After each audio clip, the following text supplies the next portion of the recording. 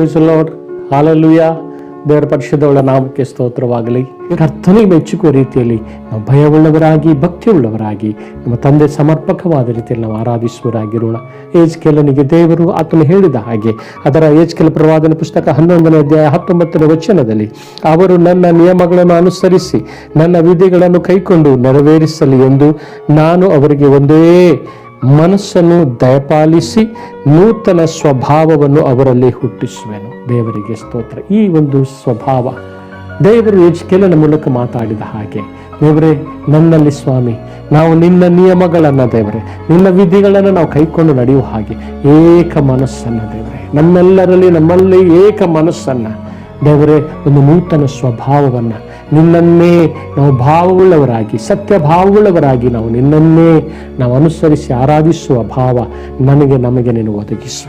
ಯಾವ ಕಾರಣಕ್ಕೂ ನಾವು ಭಾವೋದ್ವೇಗವುಳ್ಳವರಾಗಿ, ಎಮೋಷನಲ್ ಆಗಿ ನಾವು ಆರಾಧಿಸುವರಾಗದೆ, ನಾವು ಸತ್ಯ ಭಾವವುಳ್ಳವರಾಗಿದ್ದುಕೊಂಡು ನಿನ್ನನ್ನು ಆರಾಧಿಸುವರಾಗಿ, ನೀನು ಅಪೇಕ್ಷೆ ಪಡುವ ರೀತಿಯಲ್ಲಿ, ಮೆಚ್ಚುಗೆಯಾದ ರೀತಿಯಲ್ಲಿ ನಿನ್ನನ್ನು ಆರಾಧಿಸುವ ಹಾಗೆ ನಮ್ಮನ್ನು ಒಂದು ನೂತನ ಸ್ವಭಾವವನ್ನು, ಒಂದು ನೂತನ ಗುಣಗಳನ್ನು, ಒಂದು ನೂತನ ಕಾರ್ಯವನ್ನು ನಮ್ಮ ಪ್ರತಿಯೊಬ್ಬರ ಜೀವಿತದಲ್ಲಿ ಮಾಡೆಂಬುದಾಗಿ ನಮ್ಮನ್ನೇ ನಮ್ಮ ದೇವರ ಕೈಗೆ ನಾವು ಒಪ್ಪಿಸಿಕೊಟ್ಟು ನಾವು ತಂದೆ ದೇವರನ್ನು ಆರಾಧಿಸುವರಾಗಿರೋಣ. ಹಲ್ಲೆಲೂಯಾ. ಕೇಳಿದ ವಾಕ್ಯಗಳನ್ನು ನೆನಪು ಮಾಡಿಕೊಂಡು ಇವತ್ತು ನಾವು ನಮ್ಮ ಆರಾಧನೆ ಎಂಥ ಆರಾಧನೆ ಆಗಿರಬೇಕು ಇವತ್ತು ನಾವು ಎಂಬುದನ್ನು ತೀರ್ಮಾನ ಮಾಡಿ ದೇವರಾತ್ಮನಿಗೆ ನಮ್ಮ ದೇಹಾತ್ಮ ಪ್ರಾಣಗಳನ್ನು ನಾವು ಸಮರ್ಪಿಸುತ್ತಾ ನಾವು ದೇವರಿಗೆ ಭಯಪಡುವರಾಗಿ ನಾವು ಜೀವಿಸೋಣ. ಈ ವಾಕ್ಯಗಳ ಮೂಲಕವಾಗಿ ದೇವರು ನಿಮ್ಮನ್ನು ಆಶೀರ್ವದಿಸಲಿ. ನಾವು ಪ್ರಾರ್ಥನೆ ಮಾಡಿಕೊಳ್ಳೋಣ. ಭೂಪರಲೋಕಗಳ ಒಡೆಯನಾಗಿರುವ ನಮ್ಮ ತಂದೆಯಾದ ದೇವರೇ, ನಿನ್ನ ಪರಿಶುದ್ಧಗಳ ನಾಮಕ್ಕೆ ಸ್ತೋತ್ರವಾಗಲಿ. ಇವರೆಗೂ ನಿನ್ನ ವಾಕ್ಯದಿಂದ ನಮ್ಮೊಂದಿಗೆ ನೀನು ಮಾತನಾಡಿದಿರಿ ಸ್ವಾಮಿ. ದೇವರೇ ನಿನಗೆ ಒಳಗಾಗಿದ್ದುಕೊಂಡು, ನಿನ್ನ ವಾಕ್ಯಕ್ಕೆ ನಾವು ಒಳಗಾಗಿದ್ದುಕೊಂಡು ಸತ್ಯಭಾವವುಳ್ಳವರಾಗಿ, ಸತ್ಯಕ್ಕೆ ತಕ್ಕ ಹಾಗೆ ಆತ್ಮಸ್ವರೂಪನಾಗಿರುವ ನಿನ್ನನ್ನು ಆತ್ಮೀಯ ರೀತಿಯಲ್ಲಿ ಸ್ವಾಮಿ ನಿನ್ನನ್ನು ನಾವು ಆರಾಧಿಸುವಂತೆ ನೀನು ನಮಗೆ ಸಹಾಯ ಮಾಡು.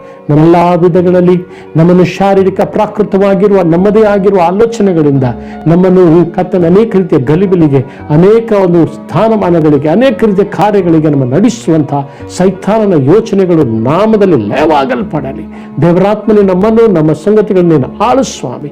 ನಮ್ಮನ್ನು, ನಮ್ಮ ಯೋಜನೆಗಳನ್ನು, ನಮ್ಮ ಕುಟುಂಬಗಳನ್ನು, ನಮ್ಮ ಸಭೆಗಳನ್ನು, ನಮ್ಮ ಸೇವೆಗಳನ್ನು ಎಲ್ಲವನ್ನು ನೀನು ಆಳ್ಬೇಕಾಗಿ, ದೇವರಾತ್ಮನೇ ನಮ್ಮನ್ನು ನಡೆಸಬೇಕಾಗಿ ಈಗ ನಿನ್ನ ಕೃಪೆಯಲ್ಲಿ ನಮ್ಮನ್ನು ಕಾಪಾಡುಪ್ಪ. ನಿನ್ನ ಮಹಿಮೆ ಸಾಧನವಾಗಿ ನಮ್ಮನ್ನು ಉಪಯೋಗಿಸು. ಪ್ರಾರ್ಥನೆ ಕೇಳಿದ ದೇವರೇ ನಿನಗೆ ಸ್ತೋತ್ರ.